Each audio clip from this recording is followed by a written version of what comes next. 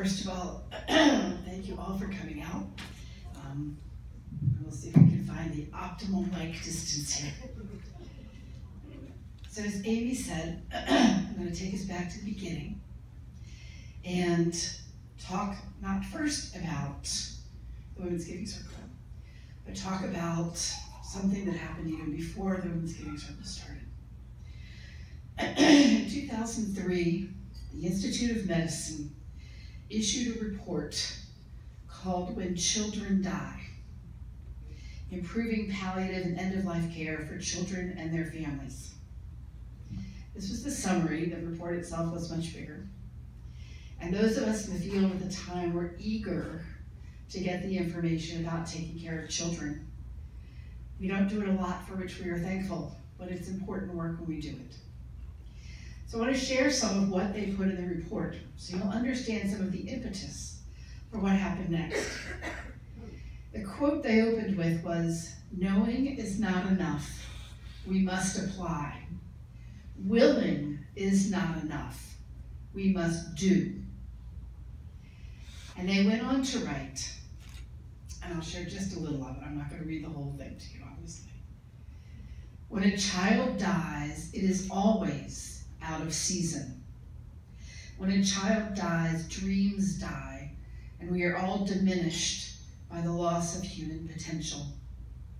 Although dying is a part of life, a child's death, in a very real sense, is unnatural and has a devastating and enduring impact.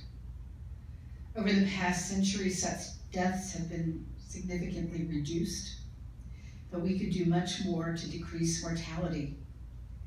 Even with that, our best efforts will not prevent some children from dying. Nevertheless, we all have a mandate to ensure their young lives do not end in preventable fear, pain, and distress, and that grieving families are comforted. They went on to say, although the number of children who die is thankfully relatively small, the event can devastate a family. While we cannot relieve all suffering, we can help prepare these children and their families for what is to come.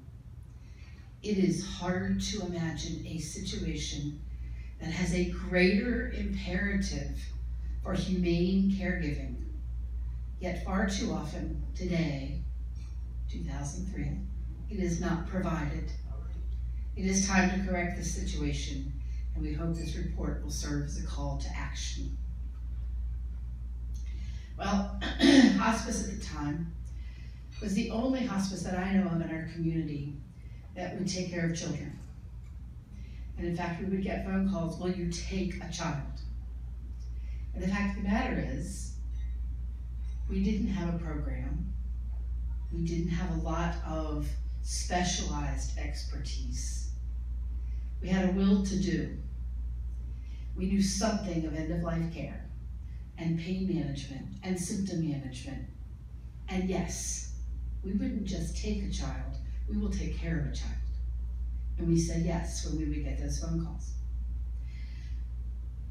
But we knew we needed to have something else.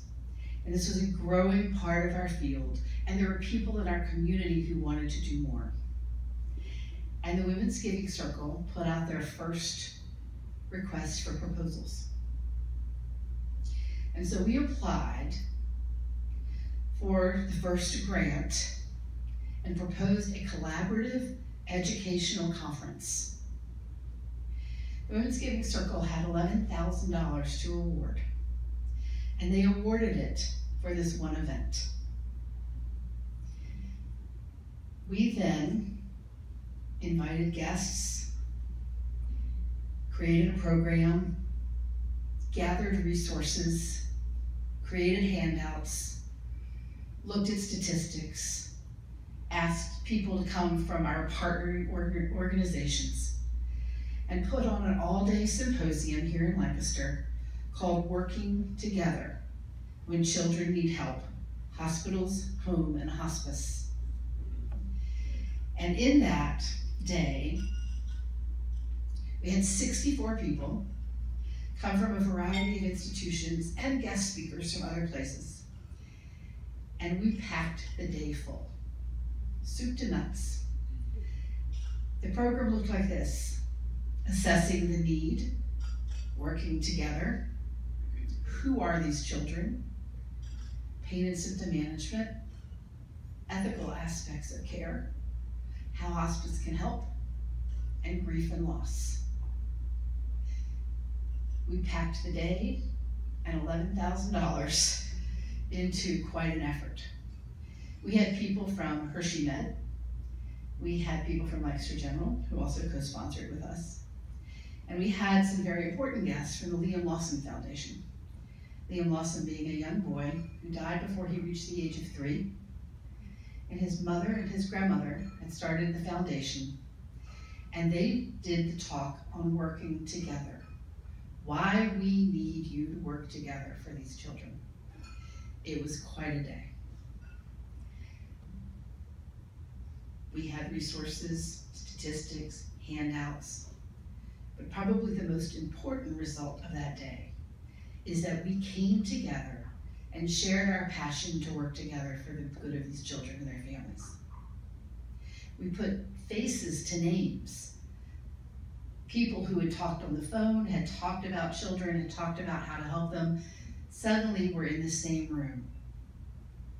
We shared stories, and we started relationships that continue to this day, and that we built a foundation on to provide care. That network has grown from us and those co-sponsoring organizations to span an entire region.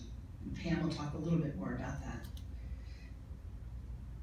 We started to change from a hospice that would take children to a hospice that gave attention and created structure and added resources to take care of these children and their families. This was the beginning of what was going to become the Sunflower Program. Not only, by the way, did the Women's Giving Circle help us launch that, we've come back to you on more than one occasion for help. Because one of the things that we realize, these are not little adults. You know, I think sometimes of the pictures, the art from hundreds of years ago when they would paint children and they looked like little grown-ups, adult faces and just grown-ups in tiny bodies. They're not little adults. They're not supposed to be, and they have needs that are very, very different. These children need more than what we came to associate with hospice. A couple of reasons for that. Yes, they want to be comfortable. Many times they want to be at home, but not always. The kinds of treatments and extraordinary means and equipment and technology that we try to help a lot of adults not have to suffer through anymore are sometimes the very things that parents and families have moved into their homes to not only help keep these children alive and living as long as possible, but to allow them to stay at home. We not only had to work with children with different needs, we had to work in a different environment with these children. We were working in homes that had become little mini medical centers. And our job was to support them in whatever it is they needed for the end of life to be what they wanted. We had to work with people in tertiary care centers where they were trusting us with children that they had sometimes taken care of for years. And they sent hundreds of miles away, some of them closer to 120. And they couldn't lay eyes on these children anymore, and we were their eyes. We were the means by which the care continued, and these children could get the care that they needed at end of life. Women's Giving Circle did that. You did that.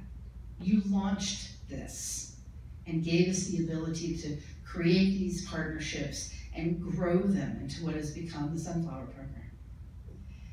That's the history lesson. I'm going to turn it over to Pam, to talk to you about current events.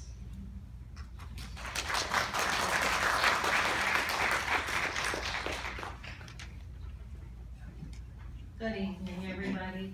What a privilege to stand here before all of you. To me, you are my heroes. And I thank every one of you for all you've done for hospice and community care.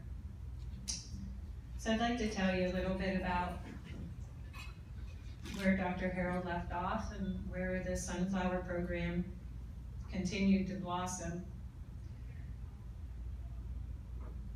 Over the years, there would be nurses that would take care of a child on their particular team area. And so I, as a nurse working in hospice, would take care of one child, maybe up to 3 children a year. And other of my coworkers on other teams the same. And so it was brought forth by hospice recently over the last 2 to 3 years that we would have a program where we would have one registered nurse that would be a case manager for all the children, no matter where they live, whatever team they're on. And that was to help continue to build trust and continue to build relationships with the many hospitals, tertiary care centers for which we work. We have very good and close relationships with Hershey Medical Center, DuPont, Children's Hospital of Philadelphia. And in fact, as I shared the other day, on Tuesday when I was at work, I was talking with the palliative care team at Children's Hospital in Philly, and I shared with her that I was going to be doing a presentation to all of you. And she asked me, from the bottom of her heart, to share with you her thanks to all you have done to enable all of us at hospice to be able to take care of these children that are in our watch. Because she said, and I quote, "I could not do it without you." So again, thank you.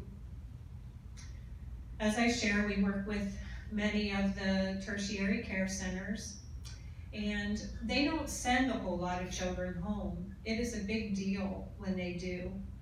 Most of the children do not feel comfortable, their families do not feel comfortable to allow them to go home. As Dr. Harrold mentioned, they are in these hospitals for sometimes years, but even if it's only a few months, the nurses, the doctors in the hospital become like second family to them. So when a child is getting close to end of life, yes, they have people around them, but they're not home. And so our goal is to empower our families, empower our patients, and so, and you know, make sure they have the tools they need, that there's always something they can do for their child. And to me, whenever a child dies at home, to me that is the ultimate gift of what we have done as a team at hospice, that we have allowed that family to have something to do and to know they can call us and we can come to their home no matter what time, day or night. So that is one of the things, and you know, I've shared through the years, there's so many stories I could tell you, one of which, you know, just dying in the bedroom for which your parents painted purple, being home for the first time in 7 months and dying in your parents' bed, being able to die with your siblings around you whenever they could not be down in CHOP or at DuPont or Hershey. So we give a lot of gifts to these families through all the hardship and agony they endure. We are able to be some form of a beacon of light shining in the distance to help lift them up. As Dr. Harrold mentioned, the children we see, yes, there are children that have just the usual things that we would take care of an adult. There's no tubes, there's no oxygen. You know, you're just there with a child that needs to be kept comfortable and to support them and the family. But I've been in homes, as Dr. Harrold mentioned, that are like intensive care units. We had children on ventilators. We work closely with teams like Bayada Nursing, I'm sure you've heard of them, epic nursing, those nurses are highly trained in ventilators and so on. But we work as a team together. And so when I go into a home and a child is going into hospice, I meet the Beata staff and work with them. I hear what they have to say. They know that child because a lot of times they've been caring for them for many years. Some of these children have congenital anomalies and they have been with them for a number of years. And sometimes we find that we're supporting the Beata nurse as well, whether it be through a listening ear during the visit or even at the end of the child's life through our bereavement services. We work to lift up our families through our whole interdisciplinary team, and because of all of you, we have people that are trained in how to handle pediatric circumstances, whether it be our chaplain, our social workers, our massage therapy. A lot of our children are enjoying the benefits of massage, and as I joked the other day, parents say, well, if he doesn't want it, I'll take it. Music therapy. Juliana goes in and sings to the children, and sometimes the siblings can just gather around and play the drums with or a tambourine and bring everyone together. You know, a lot of times these children, the parents are so involved in the child that is sick that all the siblings often suffer. They don't get the attention, and so to be able to bring them all together is a blessing. We are a layer of care, and that's how Hershey and all the other places describe us. We don't come in to try and change things, but we come in to be a layer of care to help support that family, whether it be through personal care, assistance, or just all of that. Again, educating and supporting. One of the big things that's really near and dear to my heart that I did ask for this past, when you all were taking our requests for monies, I have been able, and I share a story with you. I had a 12-year-old child with a brain tumor that was really, had been declining for some time, but his mother desperately wanted to do the hand molding that I had shared with you.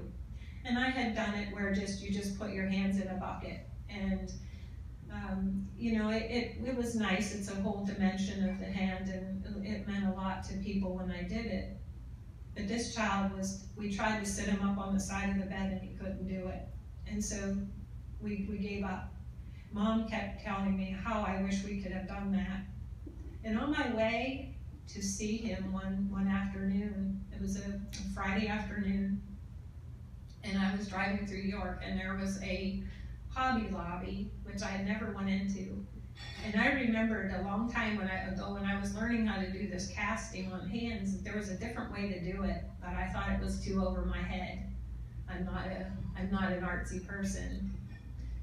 But I thought, Pam, you gotta go in there. And it was just something pulling me to do it. Well, I know what was pulling me, but I went in, and there was everything I needed to do it how it described on YouTube. So I went to that child's home, and he was dying. And laying in his big full-size bed, I asked the mom and dad if I could try this. I never tried it. And I was able to take his 3-year-old sister and his 9-year-old brother and make a wreath of their hand. And I went to see him that weekend. I was working, and I stayed up late and I worked on it, and I presented it the next day. He died Monday. And because of you, because of the money you've given, I was able to go into Hobby Lobby. I was able to ask for those things to be purchased. Without you, we wouldn't have done that. And I sincerely thank you. The other idea that we have, a mother asked me, she said they didn't like the idea of a hand. It kind of looked like a dead person's hand, and you know, rightly so. But she wants a thumbprint of her son, and we're going to buy a kit that she can use as a necklace and have his thumbprint on it, and it'll be embedded into like some gold or silver. And so because of you, I would be able to buy that kit. So we also, I want to mention we have our inpatient unit as well. And all because of you and what you did all those years ago and what you continue to do. There's so many children and so many families that are able to have their child at home, and the child can be in the warmth of their bed. The child can have their siblings around them, their grandparents around them. Because of you, this is happening. We continue to work on making a better program as we go forth. We continue with education to educate our staff that are willing to see children. Our inpatient unit are all educated in children, and that is our gold standard of care, and it is such a blessing to have if a family doesn't want them to go to the hospital. So again, thank you. I'm humbled by all of you, and I thank you for giving your hard-earned money to us to help us with these programs. Thank you.